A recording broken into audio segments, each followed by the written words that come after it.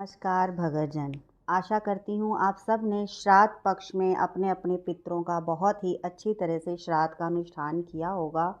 आज हम बात करते हैं पितृ पक्ष के समापन की, आश्विन मास की अमावस्या की। वैसे तो हर अमावस्या का अपना ही महत्व है, लेकिन पितृ पक्ष की अमावस्या का बहुत ही महत्व है।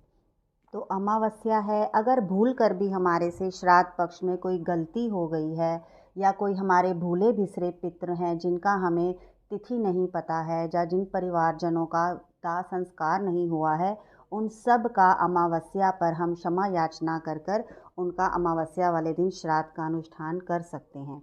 और अगर भूले बिसरे हमसे कोई भूल हो भी गई है, क्योंकि भूल करना पाप नहीं है, लेकिन भूल कर कर छुपाना सबसे बड़ा पाप है, गलती को ना मानना। तो अगर कोई गलती हो गई है तो हमें इस अमावस्या पर क्षमा याचना कर कर सब गलतियों की माफ़ी लेकर हमें एक बार अमावस्या पर पितृपक्ष की में समापन ज़रूर अच्छी तरह करना चाहिए। क्या करना चाहिए वो तो मैं आपको ज़रूर बताऊंगी, लेकिन सबसे पहले भूल कर भी हम कोई गलती ऐसी कर देते हैं, मैं चाहती हूँ कि आप सब परिवारजन भी वो गलती ना करें। तो मैं आपको बहुत ही सरल भाषा में कुछ चीज़ें हैं, डरने वाली बात नहीं है, बहुत ही आसान सी तरीके हैं, जो आप ये गलती ना करें तो बहुत ही अच्छा है। सबसे पहले जो भूल कर लेते हैं बच्चे या बड़े भी कई बार भूल कर देते हैं कि अमावस्या पर बाल कटवा लेते हैं।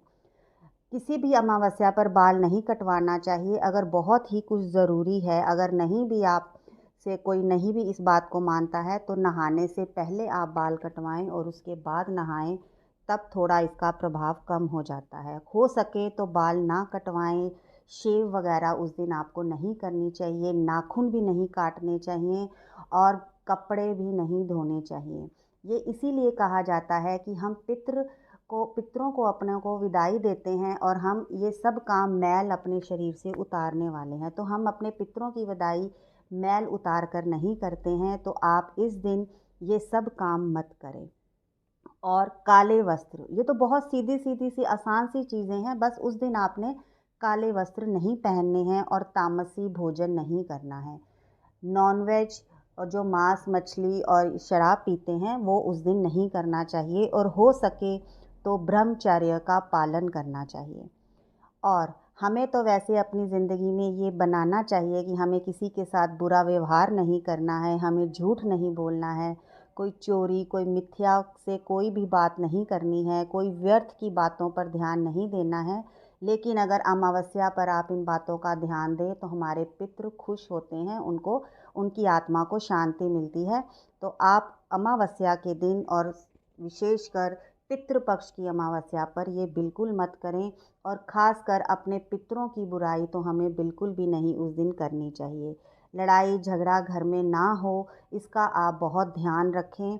और भूल कर भी किसी ब्राह्मण का अपमान नहीं होना चाहिए, इससे पितरों की आत्मा जो है अशांत रहती हैं। तो ये तो बहुत ही सीधे व्यवहार हैं जो हमारे बड़े जन चाहते हैं कि हम इसका पालन करें। और अगर हम नहीं करते हैं, अपनी ज़िद में ये छोटी छोटी बातें भी कहते हैं, कुछ नहीं होता कुछ नहीं होता, फिर वो पूरा साल परेशान रहते हैं। तो मेरे कहने से आप एक दिन ये बातें ना कर कर बहुत ही प्यार और अच्छे व्यवहार के साथ आप अपने पितरों की विदाई करें। अब बात कर लेते हैं सूर्य ग्रहण के योग की। ये सूर्य ग्रहण इस साल का दूसरा और अंतिम सूर्य ग्रहण है, और इसको खंडग्रास सूर्य ग्रहण भी कह रहे हैं। ये घटना बहुत ही वर्षों के बाद हो रही है कि 7 सितंबर जब पितृपक्ष शुरू हुआ तब चंद्र ग्रहण था, और 21 सितंबर जब पितृपक्ष समापन हो रहा है तो सूर्य ग्रहण का योग बन रहा है। ये घटना बहुत वर्षों के बाद हो रही है, लेकिन सूर्य ग्रहण इस बार भारत में नहीं दिखाई देगा, तो इसका प्रभाव और सूतक काल भारत में नहीं है। लेकिन हम इसका लाभ ज़रूर उठा सकते हैं, अपने पितरों का तर्पण, श्राद्ध का अनुष्ठान कर कर, दान पुण्य कर कर, पूजा पाठ कर कर, तीर्थ स्नान कर कर हम इस घटना का पूरा पूरा लाभ ले सकते हैं। तो बहुत ही महासंयोग है, सूर्य ग्रहण का भी कोई बुरा प्रभाव नहीं है, लेकिन बहुत अच्छा संयोग बन रहा है। तो हमें पितरों की विदाई अमावस्या पर कुछ बातों का विशेष ध्यान रखना ज़रूरी है, जिससे पितरों को शांति मिलती है, हमें आशीर्वाद मिलता है, और कुछ काम जो हमारे अधूरे रह जाते हैं या हम पितृदोष चल रहा है, तो अमावस्या पर आप ये कुछ बातों का ध्यान कर कर आप अपने जीवन को सुगंधमय कर सकते हैं। तो क्या करना चाहिए और कैसे अपने पितरों की विदाई करनी चाहिए? सबसे पहले पितृ तर्पण करना चाहिए। ज़रूरी नहीं है आपको ब्राह्मण से ही कराना है। बहुत सरल तरीके से आप दक्षिण दिशा की तरफ मुँह कर कर जल, दूध, तिल, कुशा से लेकर आप जल अर्पण कर सकते हैं। आप उनका स्वादिष्ट भोजन बनाएँ, उनको तर्पण कर सकते हैं और क्षमा याचना कर कर आप उनकी आत्मा को शांति के लिए प्रार्थना कर सकते हैं। दूसरा है पिंडदान। कहते हैं जौ के आटे का पिंड बनाकर उसमें आप तिल मिलाकर अगर आप तुलसी के पौधे के पास या पीपल के पेड़ के पास आप बैठकर पिंड दान कर दें, तो आपको भी उस अमावस्या पर बहुत बहुत प्रभाव मिलता है। श्राद्ध का अनुष्ठान। श्राद्ध का अनुष्ठान अगर आपने तिथि पर कर दिया है, बहुत ही अच्छा है। उस दिन भी अगर आप किसी अन्न दान करें, अन्न दान बहुत ही महादान माना गया है अमावस्या के पक्ष में। तो आप अन्न दान करें, किसी ज़रूरतमंद को खिलाएं, खाना खिलाएं, उन अपने पितरों की पसंद की चीज़ें बनाएं और उसका दान करें। इसका बहुत ही, और किसी को भरपेट भोजन खिला देंगे तो हमारे पितृ भूखे नहीं यहाँ से जाएंगे, भरपेट जाएंगे। अगला दान आता है आपका कि आप किसी भी ब्राह्मण को गीता की पुस्तक दान कर सकते हैं, ब्राह्मण को वस्त्र दान कर सकते हैं। जो आपके पितृ बहुत खुशी से जो वस्त्र पहनते हैं, आप उन वस्त्रों का दान भी कर सकते हैं। तीसरा दान आता है गंगा स्नान का महत्व। गंगा स्नान का महत्व तो वैसे ही पूरे श्राद्ध पक्ष में है, लेकिन अगर आप अमावस्या वाले दिन गंगा स्नान कर लेते हैं तो उसका बहुत ही महत्व है। अगर वो भी मुमकिन नहीं है तो आप पूरे घर में गंगा जल का छिड़काव कर कर पितृमोक्ष का पाठ या गायत्री मंत्र या गीता का पाठ पढ़कर आप पूरे घर में आप गंगा जल का छिड़काव कर सकते हैं। हो सके तो पीपल के पेड़ पर आप गंगा जल का छिड़काव कर ले तो आपको उतना ही महत्व मिलेगा। अगला दान आता है धन का दान। किसी ज़रूरतमंद को अगर आप धन का दान दे देते हैं जिससे उसके कुछ बिगड़े हुए काम बन सकते हैं, अपनी सामर्थ्य के अनुसार, तो आप धन का दान ज़रूर करें। एक और दान का बहुत महत्व है गौ का दान। अगर आप में सामर्थ्य है तो इस दिन गौ का दान का बहुत महत्व है। अगर नहीं कर सकते हैं गोदान, तो आप एक मिट्टी की गाय लेकर आप मंदिर में या ब्राह्मण को दान कर सकते हैं। वो भी नहीं तो आप उस दिन गाय की सेवा करें, गाय को चारा खिलाएं, तो वही महत्व मिलता है अमावस्या वाले दिन। आप फलों का दान ज़रूर करें। कोई भी आप 5 फल लेकर ब्राह्मण को या किसी ज़रूरतमंद को उसका दान करें। एक पैकेट दूध लेकर आप किसी नदी या नाले में ज़रूर बहाएं। अगर आपका किसी तरह से कोई अगर तर्पण रह गया है या कोई भी पिंडदान रह गया है, वो इससे आपका ठीक हो सकता है। इस दिन आपको वैसे तो पूरे पितृ पक्ष में आपको गीता का पाठ ज़रूर पढ़ना चाहिए। इससे पितरों को शांति मिलती है और चतुर्मास में तो बहुत ही अच्छा है गीता का पाठ। तो ध्यान लगाएं, गीता का पाठ अगर पूरा ना कर पाएँ तो कोई भी एक अध्याय, वैसे 7वें अध्याय का बहुत ही महत्व बताया गया है पितृपक्ष में, तो आप गीता का पाठ या तो सुने या करवाएं या ब्राह्मण से आप सुन भी सकते हैं और गीता की पुस्तक आप दान दें।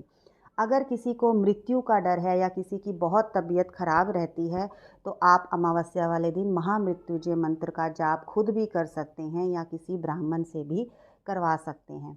आप पूरे दिन में गायत्री मंत्र आपने सूर्य के समक्ष खड़े होकर आपने सूर्य के सामने 4-5 बार आपने गायत्री मंत्र का जाप ज़रूर करना है। इससे आपको आत्मबल और आपका आत्मविश्वास बढ़ेगा। ओम नमो भगवते वासुदेवाय नमः का मंत्र का जाप भी आप घर में चलाए रखें।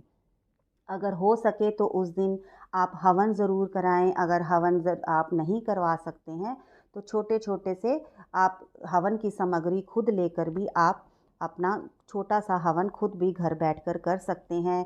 आप पीपल पर दीप जलाएं, भोले बाबा के आगे दीप जलाएं, आंगन में अपने दीप जलाएं, तुलसी पर घी जलाएं। एक और है अग्नि पूजा। आप उस दिन अग्नि देव को ज़रूर प्रणाम करें और अपने परिवारजनों के साथ मिलकर अपने पितरों की विदाई करें और उनसे क्षमा याचना कहें और कहें कि आप स्वर्ग में वास करें और हमें आशीर्वाद देकर जाएं। अब उस दिन हमें शाम को पितरों की विदाई कैसे करनी है, आपने शाम को 4 मुखी दिया सरसों के तेल का लेना है और उससे दक्षिण दिशा की तरफ पितरों को अर्पण करना है और अपने पूरे घर में आपने गंगा जल का छिड़काव कर कर घर की चौखट को साफ करें और उनकी तस्वीर पर आप पुष्प अर्पण करें और घर में पूरे आप गंगा जल का छिड़का लगाकर आपने 4 मुखी दिया दक्षिण दिशा की तरफ कर देना है। इसके बाद आपने घर की सफाई, चौखट की सफाई, मंदिर की सफाई, गंगा जल का छिड़काव करके नकारात्मकता को बाहर निकालना है, क्योंकि अगले दिन से ही माता रानी के नवरात्रे शुरू हो रहे हैं। तो आपने घर की साफ़ सफाई कर कर आप आम की पत्तियों का बंधनवार बनकर अपने घर की चौखट पर लगाएं और माता रानी का स्वागत करें। तो ये कुछ बहुत ही सरल बातें हैं जो मैंने आपको बताई हैं, जो आपने नहीं करनी है और जो आपने करनी है। आशा करती हूँ आपको ये बातें बहुत सरल लगी होंगी और आप घर बैठे ही थोड़ा सा समय देकर अपने पितरों को विदाई देंगे, अमावस्या पर पितरों का आशीर्वाद लेंगे और उनको विदाई करेंगे। तो बहुत बहुत धन्यवाद। अगर आपको ये वीडियो पसंद आया हो, अगर आपको बातें बहुत ही सरल लगी हों, तो आप ज़रूर मेरी दूसरी वीडियो भी आप ज़रूर देखें और मेरे चैनल को सब्सक्राइब करें। धन्यवाद।